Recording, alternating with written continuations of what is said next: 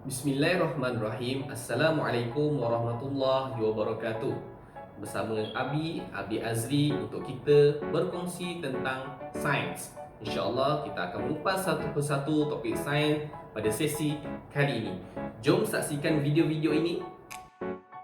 Seperti yang dijanjikan tadi, untuk subtopik yang kedua ni kita nak tahu kepentingan objek menyerap air dan kepentingan objek yang tidak menyerap air.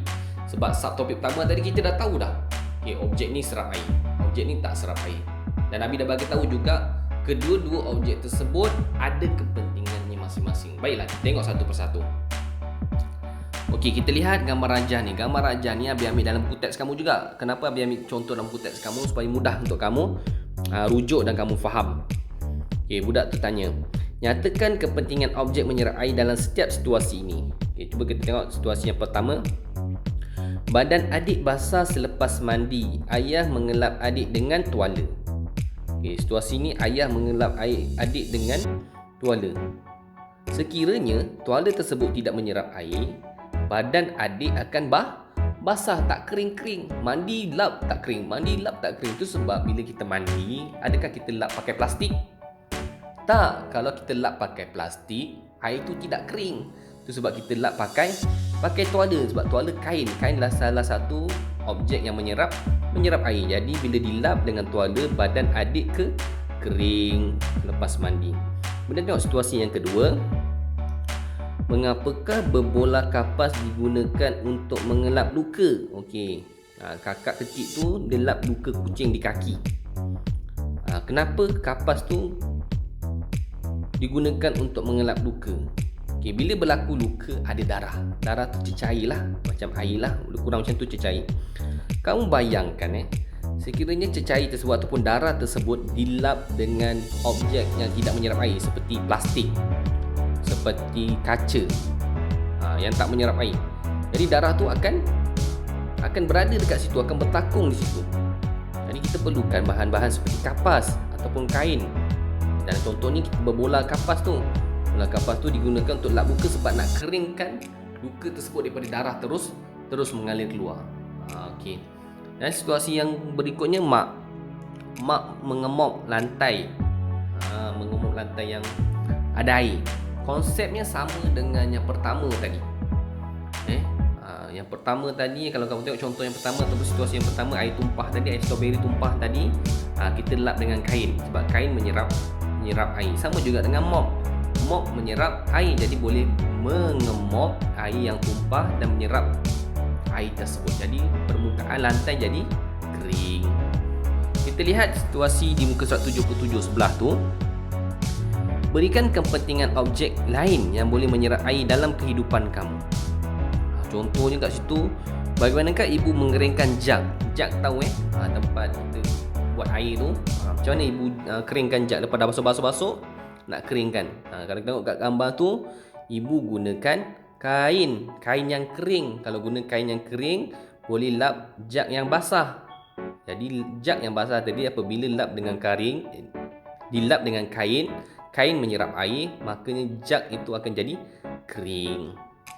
Sama juga dengan situasi yang terakhir tu. Bagaimanakah Imran mengelap peluh? Bagaimana? Dengan menggunakan sapu tangan. Sapu tangan diperbuat daripada kain. So kalau ada peluh, kita lap peluh kita dengan kain supaya peluh kita kering dan kain itu menyerap air. Jadi dekat sini kita dapat tahu kepentingan objek yang menyerap air ni ada banyak. Antaranya mengelap badan yang basah selepas mandi, seperti contoh adik tadi, mengelap kesan luka atau darah, mengelap air yang tumpah di lantai, mengeringkan jug yang basah, mengelap peluh dan juga menyerap peluh. Jadi ini antara contoh-contoh kepentingan objek yang menyerap air. Kalau tak ada objek-objek ni, bagaimana dengan keadaan tadi? Adik akan terus basah. Mop yang tadi kita lap tadi tak kering-kering, ada je air yang bertakung. Itu sebab kita perlukan objek yang menyerap air untuk mengatasi masalah ataupun perkara-perkara ini. Kita lihat situasi yang terakhir, hujan lebat. Hujan lebat je. Sebab bila kita cerita pasal penyerapan, dia berkait dengan cecair ataupun air. Sebab tanpa air, tak adalah istilah nak serap air tu. Jika dalam situasi ini pula, kita lihat kepentingan objek yang tidak menyerap air. Jadi gambar yang pertama tadi kita lihat kepentingan objek yang menyerap air. Okey, gambar yang ni pula, situasi ni kita tengok objek ataupun kepentingan objek yang tidak menyerap air. Okey, ada beberapa kepentingan, antaranya tengok tong besi dapat menadah dan menyimpan air hujan.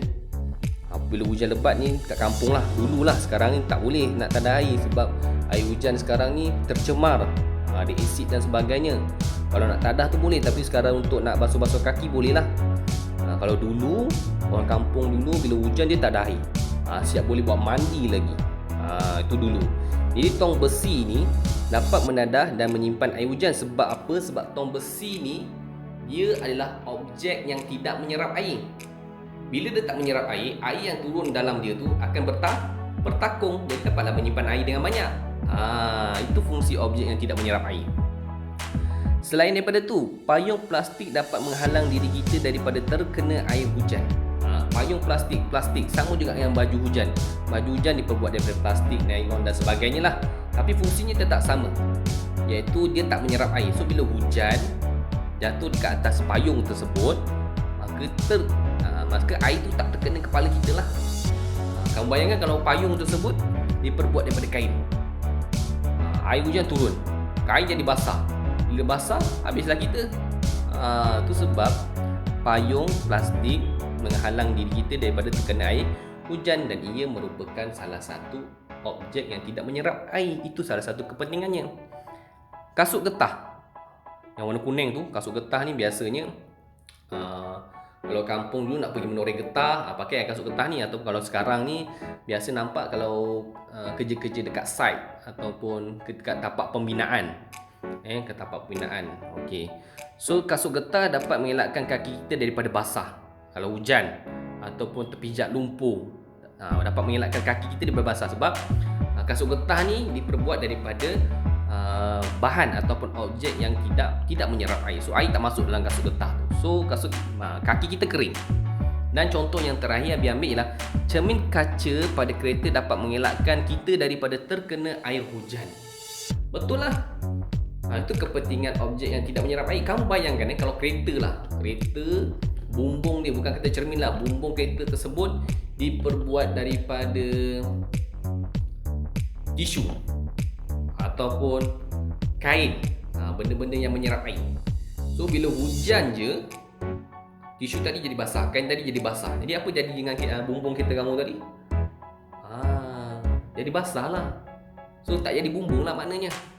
Itu sebab bumbung diperbuat daripada objek yang tidak menyerap air.